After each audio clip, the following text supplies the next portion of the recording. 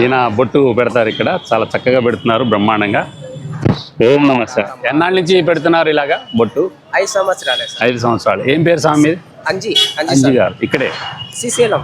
శ్రీశైలమా? తెలుగే? తెలుగు. ఓహో, ఇంకేం మన తెలుగు ఆయనే. ఈయన అంజి గారు. ఇక్కడ 5 సంవత్సరాలకి ఇక్కడే ఉంటున్నారు మీరు? ఎవరైనా అరుణాచలం వస్తే, తిరువన్నామల వస్తే అంజి గారి తర్వాత బొట్టు పెట్టించుకోండి, మీకు తోచినంత సాయం చేయండి.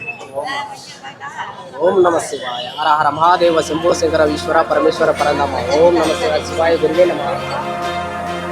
ఓం నమో హిరణ్యబాహవే హిరణ్యవర్ణాయ హిరణ్యరూపాయ హిరణ్యపతయే అంబికాపతయ ఉమాపతయే పశుపతయే నమో నమః.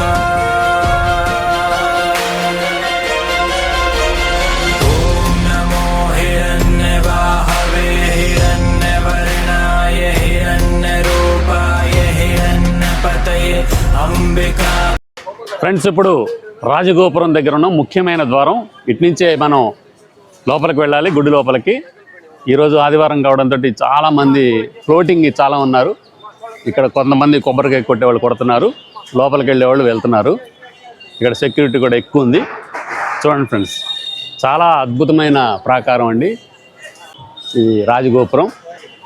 తిరువన్నామలై అరుణాచలం యొక్క రాజగోపురం. లోపలికి వెళ్దాం ఫ్రెండ్స్. సాక్షాత్తు పరమశివుడు చెప్పిన ప్రకారం అరుణాచలంలో అతి గొప్పనైనవి 2 ఉన్నాయి. అవి ఏంటంటే, ఒకసారి గౌతమి మహర్షి పరమశివుణ్ణి అడిగాడట, అరుణాచలంలో ముఖ్యమైనవి ఏవి అని. అరుణాచలంలో నేను త్వరగా ప్రీతి చెందేది, నేను త్వరగా ప్రసన్నమై భక్తుల కోరికలు తీర్చేది 1 గిరి ప్రదక్షిణ. నా కొండ చుట్టూ, అంటే తానే కొండగా వెలిసిన ఆ కొండ చుట్టూ గిరి ప్రదక్షిణ చేస్తే తాను త్వరగా ప్రసన్నం అవుతానని సాక్షాత్తు పరమశివుడే గౌతమి మహర్షికి చెప్పాడట.